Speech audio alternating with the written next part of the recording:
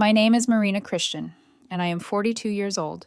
People in Seattle know me as a woman who built an empire from nothing. To the outside world, I am the embodiment of discipline, sharp instincts, and victory. But behind the glass walls of my high-rise office, behind the polished marble floors of my home, there are cracks. Cracks only I can see. That evening, I was preparing dinner. The smell of garlic and rosemary filled the kitchen when the doorbell rang. I wiped my hands on a towel, irritated by the interruption, but the sight on the other side of the door chilled me to the bone. A uniformed officer stood in the rain. His cap dripped water, his jaw tight. "Mrs. Christian," he said gently, "I'm afraid your husband was in a fatal car accident an hour ago." For a heartbeat, I couldn't breathe. My husband, Ethan? No, that was impossible. I felt the words leave my mouth before I even processed them. "You're mistaken. My husband is upstairs. He's asleep." The officer frowned, exchanging a look with the younger man standing by the patrol car. His hand hovered near the holster at his waist. "Ma'am, I understand this is difficult, but we have the report. His vehicle was found wrapped around a tree on Highway 18.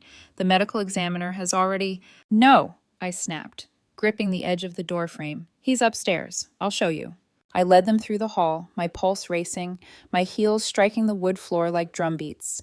Each step carried the weight of disbelief, yet my mind was already racing, calculating, analyzing. Something was off. Ethan wasn't supposed to be gone. He wasn't supposed to leave me before I left him. The door to our bedroom was half open, the room inside shrouded in shadows. "See?" I called, pushing the door wider. "He's right there." The officers hesitated, their instincts whispering danger. The younger one's hand twitched toward his weapon. From the doorway, they could see the shape on the bed, broad shoulders under the covers, brown hair spread across the pillow. "He's right there," I insisted, my voice sharpening. "Sleeping. You've made a mistake." But something in their expression shifted. The older officer's voice dropped low, careful. "Ma'am, please step back." And in that moment, the memory came flooding. How I got here, why I could never believe anything was what it seemed. Years earlier, I had built Christian Industries out of ashes. When my father abandoned our family, I was 20, left with nothing but debts and a bitter taste of betrayal. While other young women dreamed of love, I learned to calculate interest rates, file incorporation papers, and squeeze every ounce of opportunity from scraps of failure. By 25, I owned 3 successful startups. By 30, I was worth $50 million. By 35, I married Ethan Neal, a charming man with kind eyes who seemed impressed by my success but not intimidated by it. For a time, I thought I'd finally found balance. We bought the mansion in Bellevue.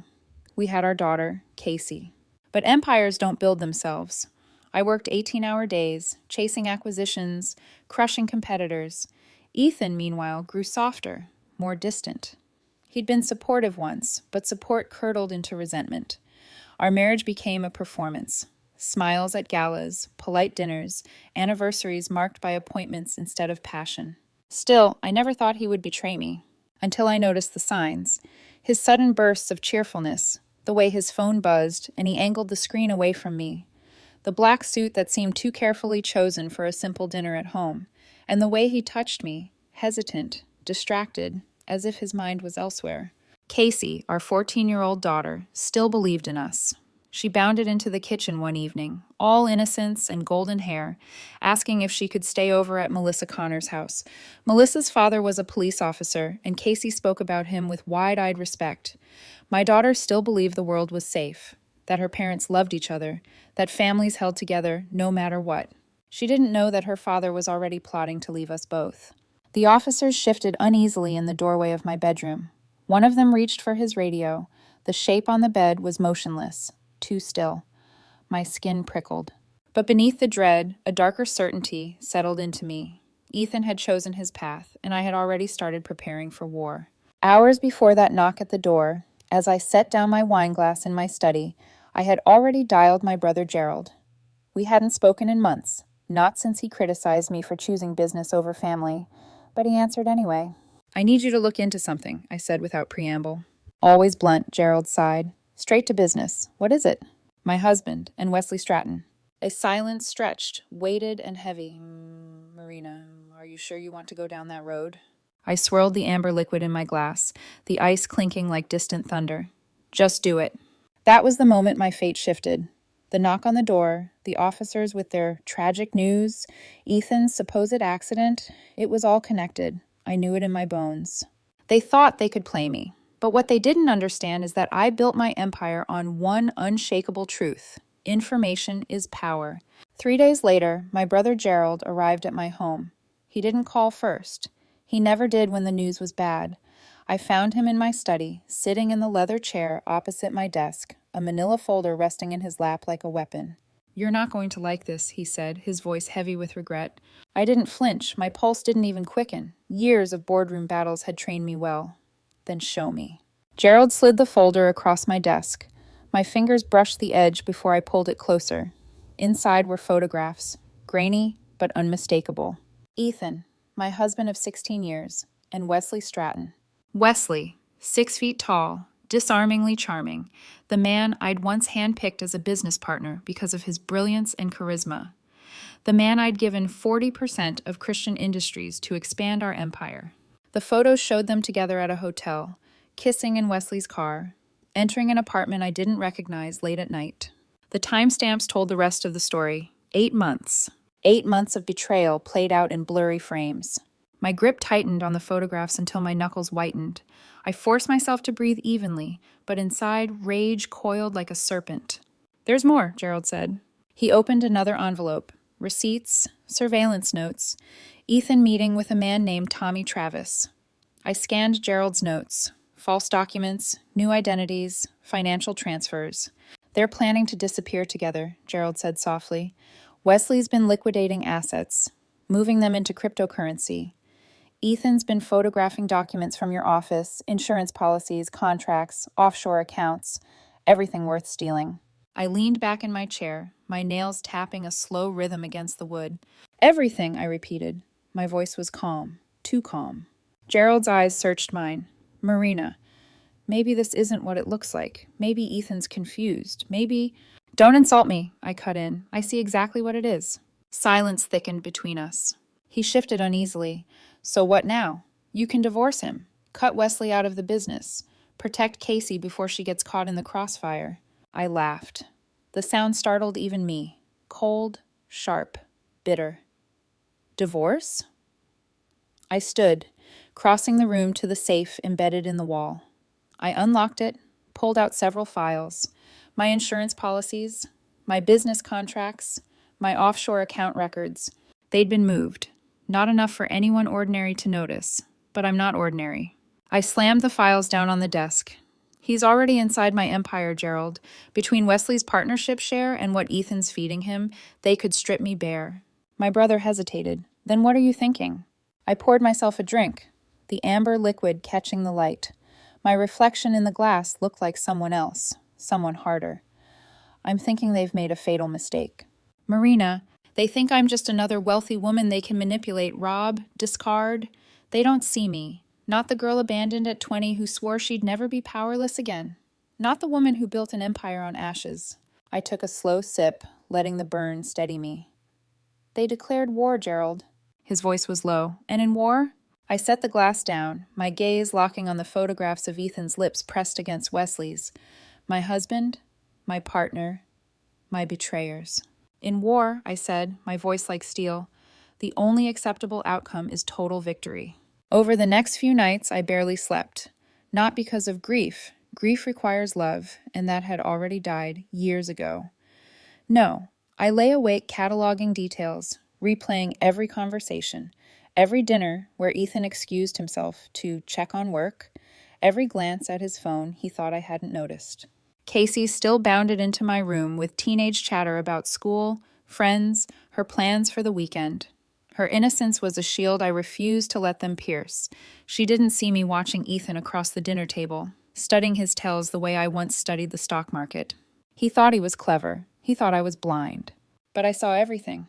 2 days later, Gerald returned with another piece of the puzzle. "They're planning to stage a death," he said. My chest tightened. "Whose?" "Ethan's. He'll fake a fatal accident.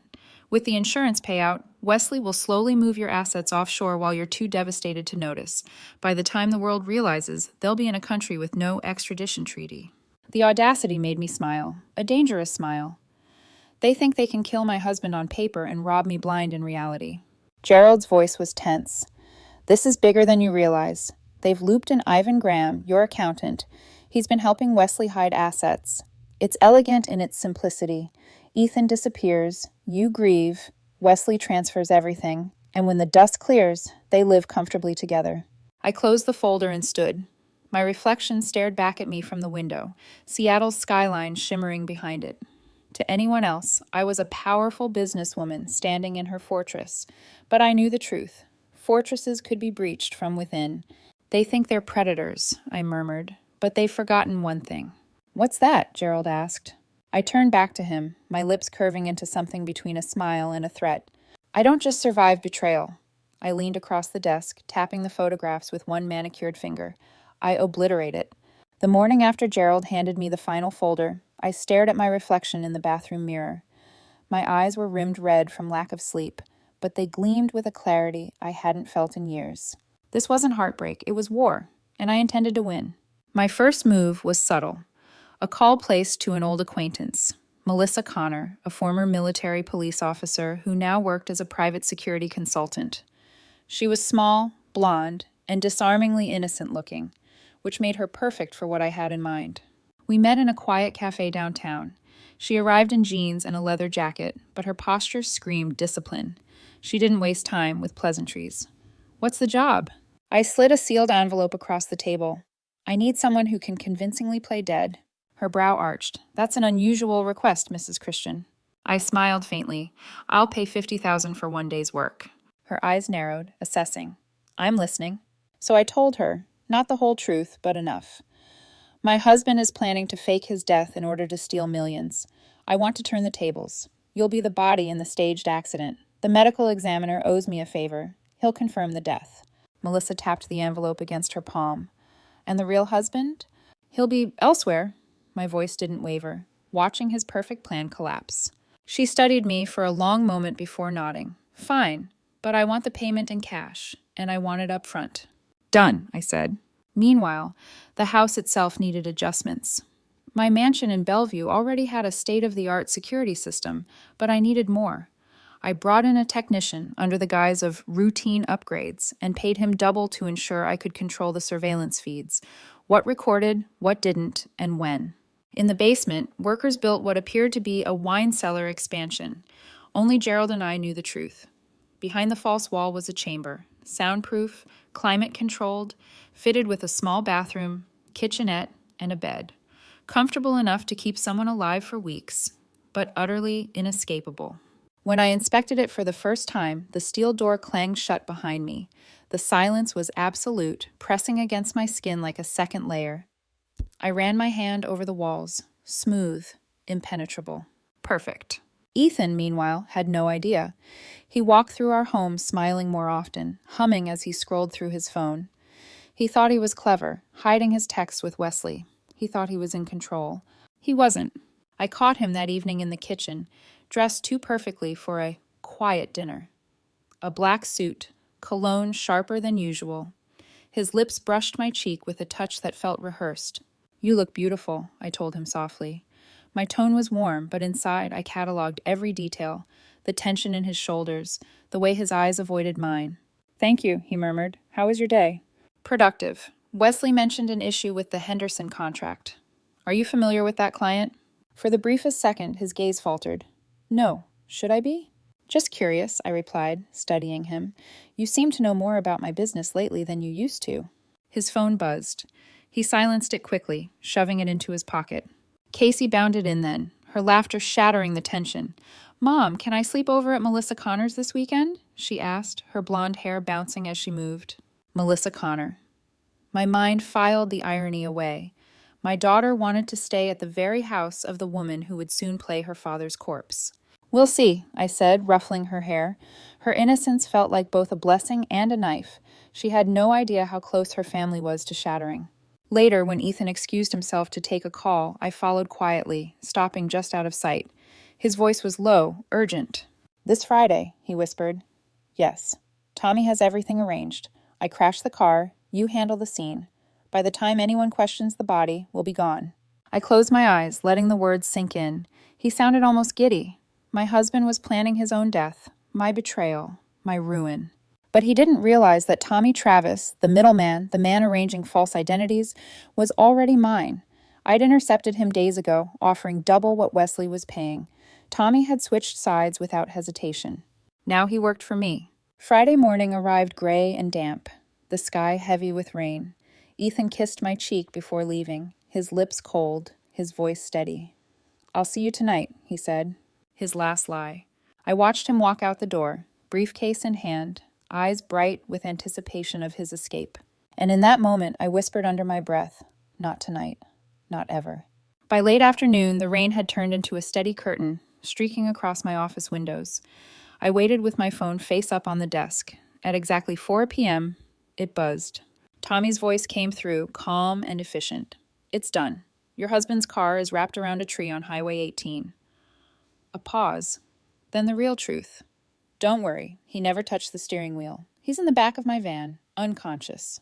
I let out a slow breath. Deliver him to the house. You know where. By the time the police would arrive at the crash scene, Melissa Connor would already be there, her body staged in the driver's seat, face obscured, blood smeared convincingly. The medical examiner, an old acquaintance who owed me a favor, would confirm the body was Ethan Neal, and the world would believe my husband was dead. That evening, I set the dining room table myself. Candles, wine glasses, the smell of roasted lamb filling the house. It was our anniversary, after all. The irony tasted as sharp as the wine on my tongue. Then came the knock. I opened the door to find Officer Bruce Jackson, his uniform crisp despite the rain. Behind him stood a younger officer, face lined with sympathy. Mrs. Christian, Jackson began, I'm afraid we have some very difficult news. Your husband was in a fatal car accident an hour ago. I let my face crumble, my hand gripping the doorframe. No, that's impossible. My voice cracked perfectly. He's upstairs asleep. He had a headache. He went to lie down. Jackson's eyes softened, but doubt flickered behind them. Ma'am, I know this is hard to process, but we found his vehicle. The medical examiner confirmed. You're wrong, I cut in, desperation pouring into my tone. He's here. I'll show you. I led them up the staircase, each step heavy with rehearsed panic. The door to our bedroom was slightly ajar. From the hallway, they could see the outline of a man under the covers, brown hair spilling across the pillow. There, I said, my voice thick with relief. You see, he's right there. He's just sleeping. But Jackson's instincts were sharp. He froze, his hand hovering near his weapon. Ma'am, step back. The younger officer followed, gun hand twitching. They had been trained for scenes where something felt wrong. Jackson approached the bed slowly. He reached out, tugged at the blanket, then recoiled. His expression hardened, his voice clipped. Mrs. Christian, step away. On the bed lay not Ethan Neal, but a mannequin, life-sized, dressed in his clothes, wearing his watch, a wig styled exactly like his hair. The skin was eerily lifelike, but cold, waxy. The younger officer swore under his breath. Jackson drew his weapon. Where is your husband? I staggered back, shaking my head wildly. What are you talking about? He was here. He was right here. My voice rose in a pitch of believable hysteria. Inside, I felt the opposite, utter calm. This was the moment I had prepared for. My performance had to be flawless. He was sleeping when I came downstairs, I insisted. Someone must have taken him. Please, you have to find him. Jackson's partner exchanged a glance, their skepticism palpable, but all they saw was a grieving wife unraveling. 30 feet below their feet, in the soundproof chamber I'd built, Ethan began to stir. His head pounded. His mouth was dry. He opened his eyes to find himself in a strange room, cream walls, soft carpet, a small kitchenette, even a bathroom. It looked almost comfortable, almost. But there were no windows, and the door was steel. On the wall, a large monitor flickered to life. He blinked hard, focusing, until he realized what he was seeing. Me, standing in our bedroom, surrounded by police, gesturing wildly at the mannequin in our bed. My voice carried through hidden speakers. He was right here. He's gone. Ethan's blood ran cold. This wasn't an accident. It wasn't Wesley's plan anymore. It was mine. The officers escorted me back downstairs, their suspicion tightening around me like a noose. Jackson's voice was firm, controlled. Mrs. Christian, we need you to come with us to the station. We have questions. Tears streaked my cheeks. Perfect, rehearsed tears. Please, just find him. He's all I have. They believed I was breaking. They didn't know I was building. As they guided me away, I glanced at the security camera in the corner of the hall. For the briefest second, I let my mask slip, just enough for the lens to catch it. A smile, cold, predatory. And in the basement, watching from the monitor, Ethan saw it too. His stomach twisted as realization crashed down. His perfect scheme was gone, and now he was trapped in mine. Ethan woke slowly, like a man clawing his way out of black water. His head throbbed, his throat raw. For a few moments he thought he was in a hotel room, cream walls, soft carpet, even a mini fridge humming faintly. But then he saw the door. Reinforced steel, bolted, no windows. Panic surged. He stumbled to the door, pounding with both fists until they ached. "Hello? Somebody! Let me out!" A crackle of static answered him. Then my voice, smooth, measured, impossible to mistake. "Good morning, darling." Ethan froze. His chest heaved as he looked up at the monitor, flickering to life. The screen showed me, his wife, standing in our living room, surrounded by police officers. My shoulders hunched, my voice trembling as I told them my husband had vanished. But it wasn't grief Ethan saw, it was performance. "What have you done?" he shouted, his voice hoarse. "I've given you exactly what you wanted," I replied evenly, my voice echoing through hidden speakers. "You wanted to disappear, to start over. Consider this your fresh start." His fist slammed against the steel door. "Marina, please, let me out." "I'm afraid that isn't possible," I said. "According to the world, Ethan Neal died in a car accident this afternoon. There's even a body to prove it. Well, close enough for the initial investigation." On the monitor, he watched as Wesley Stratton entered the living room, his face carefully painted with grief. He embraced me at the door, his voice hushed, consoling. "I'm so sorry," Wesley said. "If there's anything you need." Ethan staggered backward, his stomach twisting.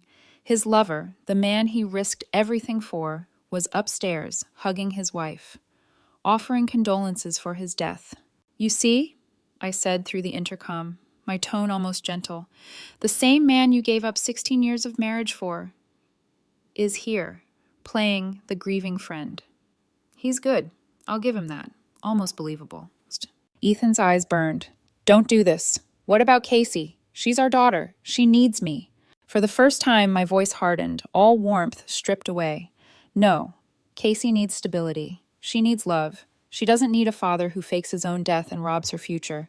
Tears welled in his eyes. "Please, just let me see her." "She believes you're dead," I said coldly. "She's being told her father died instantly in a car crash. She'll grieve, and she'll heal. But she will never know the truth about what you are." Ethan pressed his forehead to the cold steel door. His shoulders shook. "You can't keep me here. This is kidnapping. It's illegal." I cut him off with a low laugh. "Illegal? Ethan, you were about to stage your own death, commit insurance fraud, empty my accounts, and vanish with my business partner. You wrote your own sentence long before I stepped in. The law will only see you as a thief who died tragically. And me?" The camera caught my face as I turned slightly toward it. My eyes glittered, and for the first time, I let him see the truth beneath the mask. "I'm the widow." Hours passed. Ethan sat on the edge of the bed, head in his hands, as the monitor played scene after scene from upstairs. Neighbors stopping by to offer condolences. Business associates sending flowers. Even my brother Gerald arriving, his face heavy with sympathy as he stood beside me. And then Casey, our daughter, appeared on the screen, calling from her friend's house, sobbing as I told her the news over the phone. Ethan crumbled, his palms pressed against the monitor as if he could reach through the glass. "Casey, baby," his voice cracked. But all she heard was me, assuring her that her father had loved her, that his last words had been about how proud he was of her. In the basement, Ethan screamed until his throat was raw. No one heard him. No one but me. Later, when the last visitor left and the house was quiet, I spoke to him again. My voice was soft, almost intimate. "You thought you could steal my life, Ethan. Steal my empire. Steal my daughter's inheritance. But you underestimated me. You always did." He pressed his palms to the steel, whispering brokenly, "Marina, please, don't do this. I love you. I was confused." "Confused?" I let out a bitter laugh. You weren't confused in that hotel bed with Wesley. You weren't confused when you stole documents from my safe. No, Ethan, you were never confused. You were greedy. On the monitor, Wesley leaned close to me, murmuring something about funeral arrangements. His hand brushed my shoulder. I let him, just long enough for Ethan to see. Do you see him? I asked. The man you risked everything for? He thinks you're gone. He thinks your plan worked perfectly. He's already slipping into your role, pretending to be the loyal friend. Ethan's eyes filled with fury and despair. He'll come for me. Wesley won't leave me. I cut him off, my voice ablaze. Look closer. On screen, Wesley's gaze flickered toward me, lingering with something almost possessive. He wasn't planning to rescue Ethan. He was planning to replace him. Face it, I whispered. You're already forgotten. Ethan slid down the wall until he sat on the floor, his body shaking. The truth was crushing him, and I wanted him to feel every ounce of it. 3 days passed. 3 long days in which Ethan lived inside a waking nightmare. Every hour, the monitor flickered to life with scenes from upstairs, while the intercom delivered my voice like a scalpel, slicing deeper into his illusions. He had food, water, a bed, but no freedom. Only the knowledge that the world believed he was dead. Meanwhile, Wesley Stratton was unraveling. From my study, I monitored his every move, his encrypted messages, his late-night calls, the nervous way he checked his phone every 5 minutes. Ethan was supposed to have contacted him by now, using their little code, the one they thought so clever. But silence was all Wesley received. He sat in his sleek downtown office, staring at his phone like it might conjure Ethan from the grave. His tie hung loose, his hair unkempt. He was fraying. Why hasn't he called? Wesley muttered, pacing across his office. He should have reached the safe house by now. That was my moment. Ivan Graham, my accountant for 6 years, was next in my crosshairs. He had been siphoning funds quietly for Wesley, thinking I'd never notice. But I noticed everything. So I sent in Agent Stephanie Hogan, not a real federal agent, but one of my hired players, dressed sharp in a dark suit with an authoritative tone that left no room for doubt. She confronted Ivan in his office, a folder of fabricated evidence in her hands. Mr. Graham, she said firmly, we've uncovered a trail of financial crimes tied to Christian industries. Offshore transfers, cryptocurrency accounts, money laundering. You're implicated. Ivan's face drained of color. That's not possible. Agent Hogan slid the folder closer. We have proof. Unless you want to take the fall, you'll cooperate. Tell us who else is involved. Within an hour, Ivan cracked. He named Wesley. He confessed to helping him move funds. His panic poured through the hidden mic I'd planted. I listened from my office, sipping my wine. The web was tightening. Down in the basement, Ethan watched the same feed on his monitor. He saw Ivan trembling, spilling everything. His voice shook with disbelief. You framed him, I answered smoothly through the intercom. No, Ethan. I revealed him. Ivan was stealing. Wesley was plotting. I simply accelerated the timeline.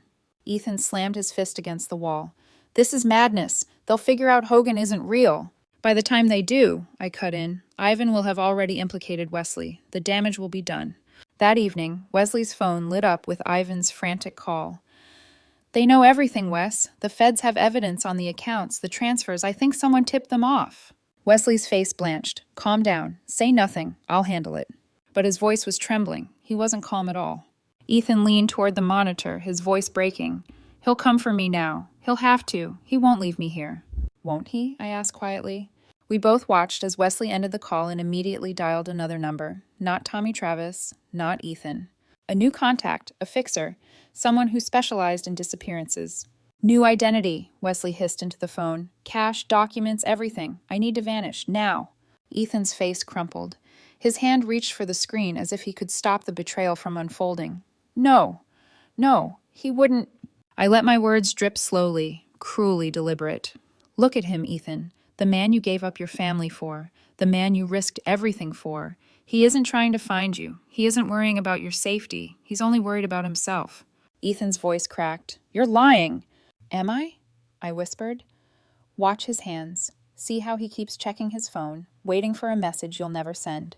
He's not panicking because you're gone. He's panicking because he knows he's alone. On screen, Wesley slammed his phone down, pacing like a caged animal. His face was twisted with fear and rage. He didn't whisper Ethan's name once. And that was the moment Ethan broke. His knees buckled, his forehead pressed against the floor. His voice came out a hoarse whisper. He's abandoning me. I let the silence linger before answering. My voice was soft, almost kind. He already has. 1 week after Ethan's supposed death, Wesley Stratton made his fatal mistake. Desperation is a dangerous thing. It strips people bare, reveals who they really are. And Wesley, once so composed, so charming, was unraveling faster than I had anticipated. That morning, he sat in his high-rise apartment, blinds drawn, phone clutched in his hand. Ivan's betrayal gnawed at him. The phantom federal agents had cornered him, and now every move he made reeked of panic. He accessed the hidden accounts. Millions he had siphoned away from Christian industries. He thought no one was watching. But I was. Every keystroke, every transfer, every desperate move. My system recorded it all. The moment he pushed $2.3 million into an offshore account, the trap snapped shut. From the basement, Ethan watched in disbelief as the monitor flickered to a live feed. Police cars surrounded Wesley's building. But this time, it wasn't my hired actors. It was the real Seattle Police Department. Officer Bruce Jackson himself led the charge, battering through Wesley's door. "Wesley Stratton," Jackson barked, "you're under arrest for embezzlement, wire fraud, and conspiracy to commit theft." Handcuffs clicked around Wesley's wrists. He shouted, wild-eyed, "This is insane! I haven't done anything wrong." But the evidence was overwhelming. Documents, accounts, testimonies, meticulously constructed, handed to the authorities by me.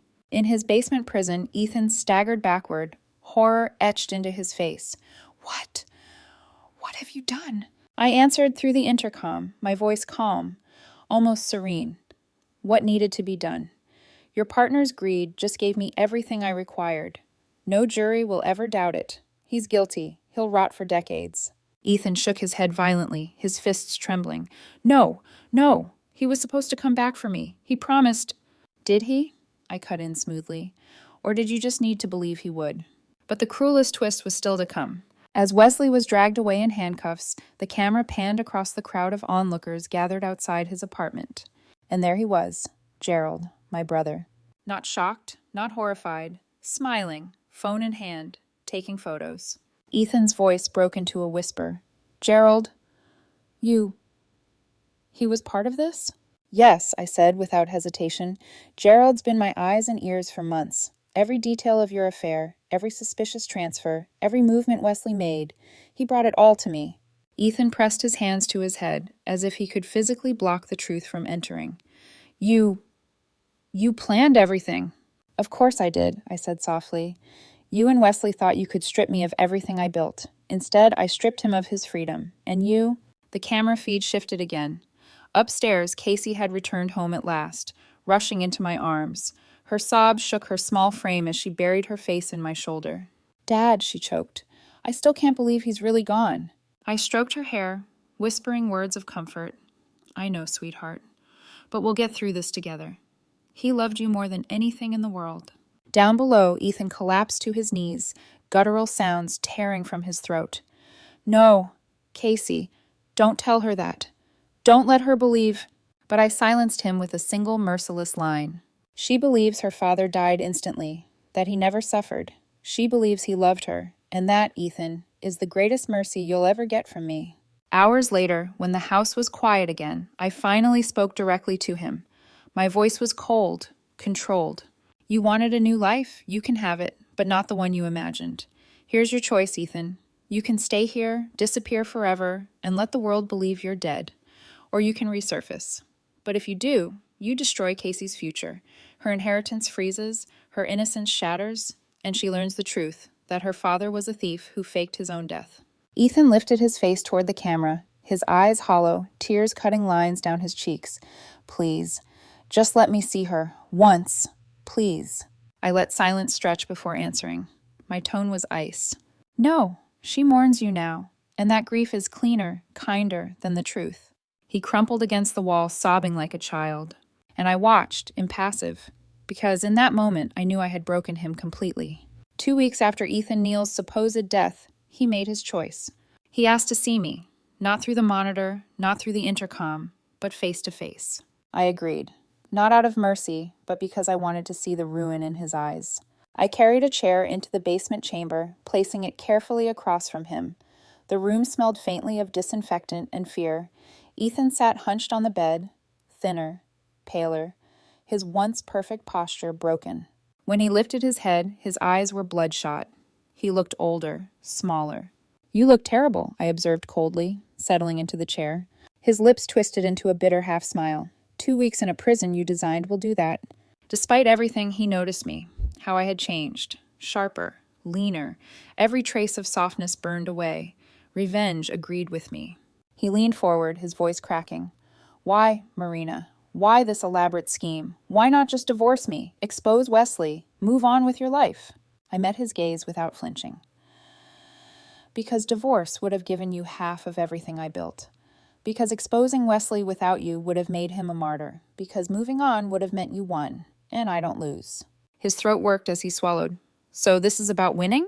"No," I corrected softly. "This is about justice. You and Wesley thought you could destroy my life and walk away rich. Instead, he's in federal prison, Ivan's in witness protection, and you're here, choosing between death and exile." Ethan's hands trembled in his lap. "And Casey? Don't you care what this is doing to her?" For the first time, something flickered in my chest, a tightly controlled ache, but I kept my voice even. Casey is better off believing her father died instantly than knowing he was a criminal who betrayed her. She'll inherit everything now. She'll be raised by a mother who actually loves her, and she'll never have to learn the truth about you. Tears filled his eyes. I wasn't abandoning her. The plan was to steal $50 million and disappear with Wesley, I snapped. Don't insult me by pretending she was ever part of your plan. She was an afterthought. His silence was admission. At last he whispered, I choose exile, but I have conditions. My brows arched. You're hardly in a position to negotiate. I don't care. I want updates on Casey, photos, reports, proof she's thriving, and promise me she'll never know the truth about me. I studied him for a long moment, then nodded once. She believes you died instantly, that you didn't suffer, that your last words were about how proud you were of her. That's the memory she'll keep. Tears streamed down his face. Thank you. Don't thank me yet, I said coldly. Your new identity comes with rules. You'll live in a small town in Montana under the name Daniel Harkins. You'll work as a bookkeeper for a family-owned business. You'll drive a used car. You'll never contact anyone from your old life. Never search for Casey. Never return to Seattle. His voice cracked. And if I break those rules? I leaned in, my eyes glittering.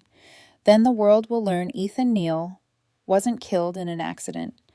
He faked his death as part of Wesley's embezzlement scheme. Casey's inheritance will vanish, and you'll rot in federal prison until the day you die. Try me, Ethan. See if I hesitate. He shuddered, burying his face in his hands. He knew I wouldn't hesitate. 3 days later, Gerald drove him through the Montana countryside. A pickup truck, a dusty 2-lane road, silence heavy between them. As they neared the small town where he'd begin his new life, Gerald finally spoke. You know she still loves you, in her own way. Ethan scoffed bitterly. Funny way of showing it. Marina doesn't forgive, Gerald said simply. She never has. Not since our father left. But she also doesn't hate without cause. What you did to Casey, it broke something in her that can't be fixed. I made a mistake, Ethan whispered. Gerald shook his head. Mistakes are forgetting anniversaries, leaving the milk out. What you did was betrayal, carefully planned for months. There's a difference. The truck stopped in front of a modest apartment above a bookstore. Gerald handed him an envelope. Your new identity. Keys. Enough cash to start. The town thinks you're a widower from California. As far as the world is concerned, Ethan Neal is buried in Seattle. Ethan stared down at the envelope. His hands shook. Will I ever see you again? Gerald started the engine. No. As he drove away, leaving Ethan alone on that dusty street, the truth sank in. Ethan Neal was dead, and Daniel Harkins would live in his place. Back in Seattle, I thrived. Casey healed slowly, though the grief still surfaced in her eyes when she spoke of her father. I reassured her, held her, guided her through each milestone. The business flourished. With Wesley in prison and Ivan erased from my world, Christian Industries rose higher than ever. My empire was secure. And every night I slept soundly, knowing the ones who betrayed me had been destroyed completely. Years later, at Casey's high school graduation, the crowd roared as she crossed the stage. I clapped until my hands stung, pride swelling in my chest. But then, for the briefest moment, my eyes caught on a figure in the back row. A man in a baseball cap, sunglasses, his posture familiar even under the disguise. Ethan. For a split second, our gazes met, across the sea of cheering families, across years of betrayal and vengeance. He didn't smile. He didn't cry. He only mouthed 2 words. Thank you. And then he was gone. I never saw him again. But I didn't need to, because my victory was complete, my justice flawless. Ethan Neal was dead, and Marina Christian had won.